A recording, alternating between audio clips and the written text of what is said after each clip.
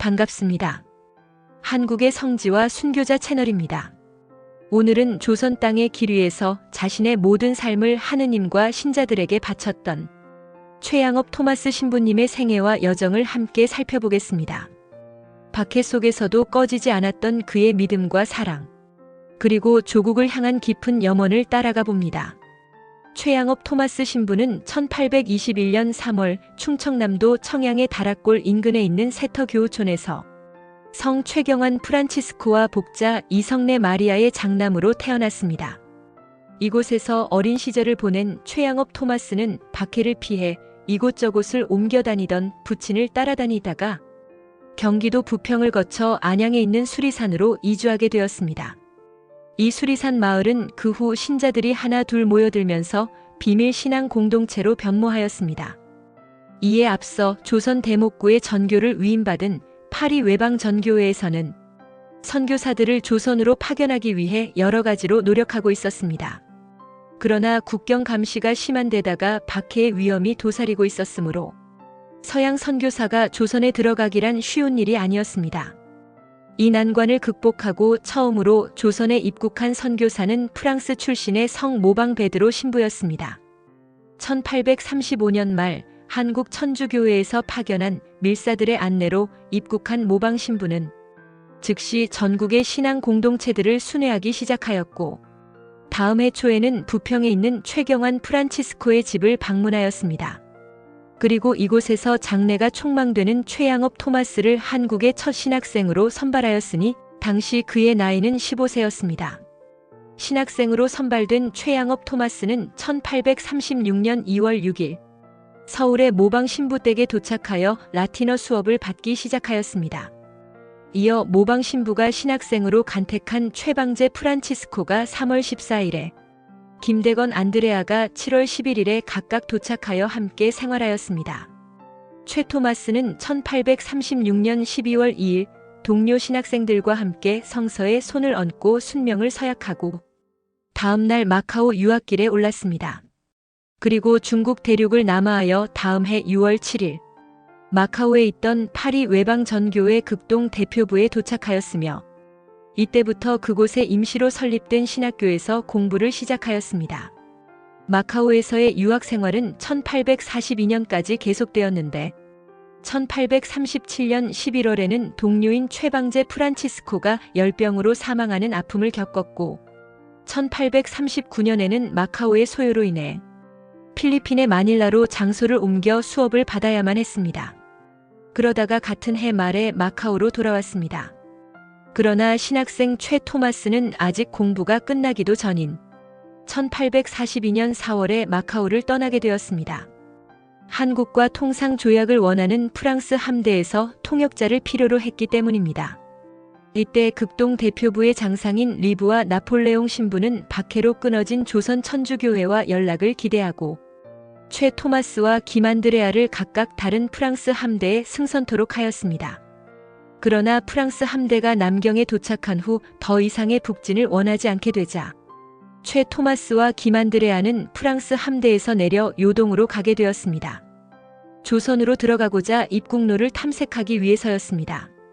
이후 최양업은 만주의 소팔가자로 거처를 옮겨 조선 대목구의 부주교인 페레올 요한 주교에게 계속 수업을 받았고 1843년에는 리브와 신부를 통해 프랑스 파리의 무염 성모 성심회에 가입하였습니다.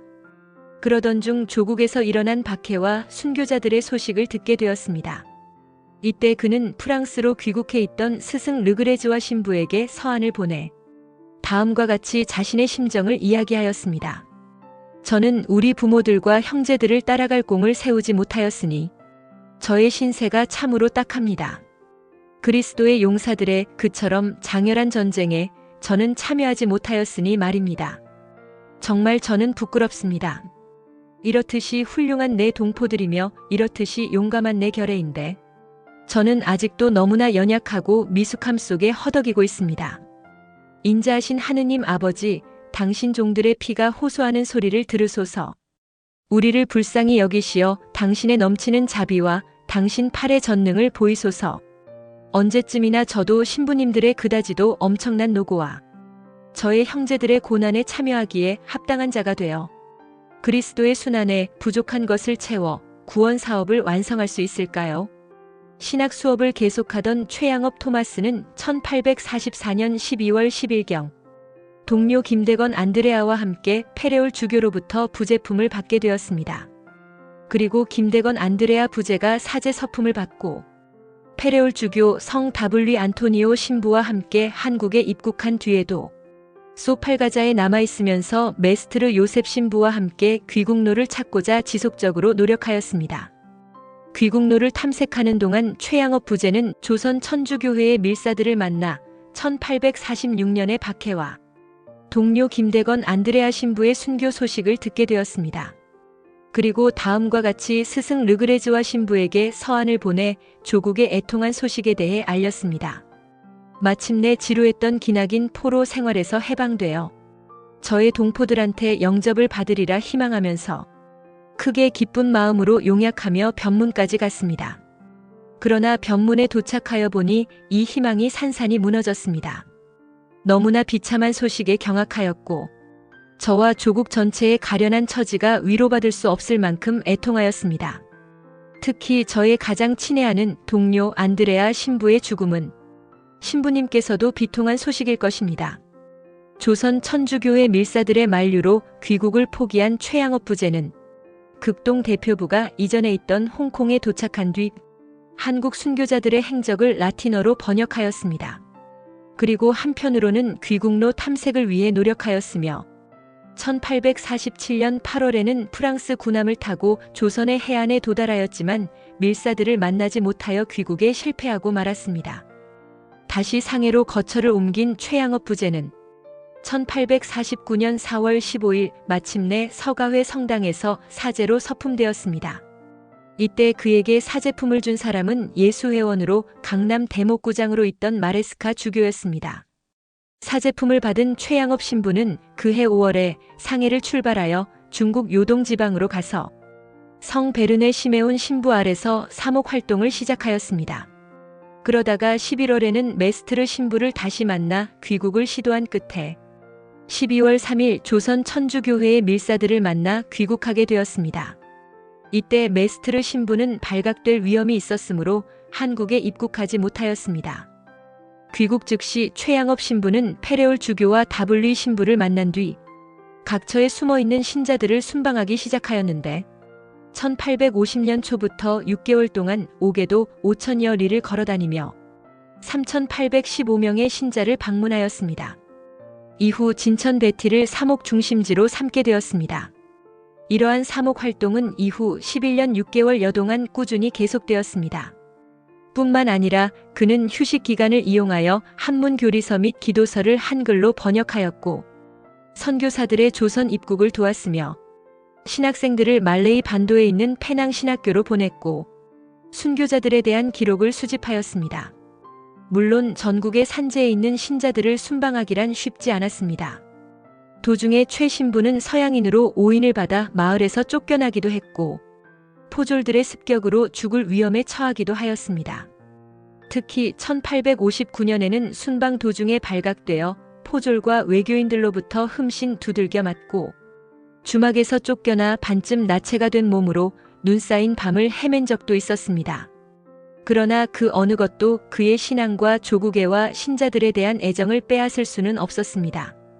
1860년의 경신박해 때 최양업 신부는 몇 명의 신자들과 함께 경상남도의 한 모퉁이에 갇혀서 대목구장 베르네 주교나 다른 선교사들과 연락이 끊어진 채 지내야만 하였습니다. 이때 그는 스승 르그레즈와 신부에게 다시 서한을 보내 자신의 처지를 설명하고 다음과 같이 조선 천주교회를 도와주십사고 부탁하였습니다. 우리를 환난에서 구하소서. 엄청난 환난이 우리에게 너무도 모질게 덮쳐왔습니다. 원수들이 우리에게 달려들고 있습니다. 당신의 보배로운 피로 속량하신 당신의 유산을 파멸시키려 덤벼들고 있습니다. 당신께서 높으신 데서 도와주시지 않으면 우리는 그들을 대항하여 설 수가 없습니다. 지극히 경외하올 신부님들께서 열절한 기도로 우리를 위하여 전능하신 하느님과 성모님께로부터 도움을 얻어주시기를 청합니다. 이것이 저의 마지막 하직 인사가 될 듯합니다. 저는 어디를 가든지 계속 추적하는 포위망을 빠져나갈 수 있는 희망이 없습니다. 이 불쌍하고 가련한 우리 포교지를 여러 신부님들의 끈질긴 염려와 지칠 줄 모르는 애덕에 거듭거듭 맡깁니다.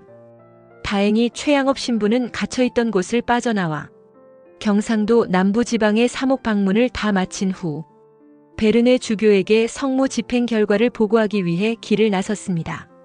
그러나 과로에다 장티푸스까지 걸려 1861년 6월 15일에 문경읍 또는 진천 베티 교우촌에서 선종하고 말았으니 이때 그의 나이 40세였습니다. 이 소식을 들은 베르네 주교는 파리 외방 전교회의 신학교 교장인 알브랑 신부에게 보낸 서한에서 다음과 같이 최양업 신부의 신심과 열심, 평소에 보여준 사제로서의 분별력을 칭송하고 동시에 그를 잃은 아쉬움을 표시하였습니다. 최 토마스 신부는 신심 영혼의 구원을 위한 불과 같은 열심, 그리고 무한히 귀중한 일로는 훌륭한 분별력으로 우리에게 그렇게도 귀중한 존재가 되었습니다. 이러한 우리의 유일한 한국인 신부 최 토마스 신부가 구원의 열매를 풍성히 맺은 성사 집행 후에 내게 자신의 업적을 보고하려고 서울에 오던 중 지난 6월에 세상을 떠났습니다. 이 착한 신부가 처해 있는 위험에 대한 소식을 맨 처음 받은 프루티의 신부는 그에게 마지막 성사를 줄 수 있을 만큼 일찍 도착했습니다. 그러나 그 신부는 말을 할 수가 없었습니다. 죽어가는 그의 입술에서 아직 새어나오는 말이 단지 2마디 있었으니 그것은 예수 마리아의 거룩한 이름이었습니다. 최 신부는 12년간 거룩한 사제의 모든 본분을 지극히 정확하게 지킴으로써 사람들을 감화시키고 성공적으로 영혼 구원에 힘쓰기를 그치지 않았습니다. 그의 죽음은 저를 난처하게 합니다. 그가 성물을 집행하던 구역에는 커다란 위험을 무릅쓰지 않고는 서양 사람이 뚫고 들어가기 어려운 많은 마을들이 포함되어 있습니다. 그렇지만 그를 우리에게서 빼앗아 가신 주님께서 우리에게 필요한 것을 마련해 주실 것입니다. 최양업 신부가 베론 신학교에서 170에서 180리 지점에서 사경을 헤매고 있을 때 그 당시 신학교에 있던 프루티의 신부가 이 소식을 듣게 되었습니다. 즉시 그는 최 신부에게로 달려갔습니다.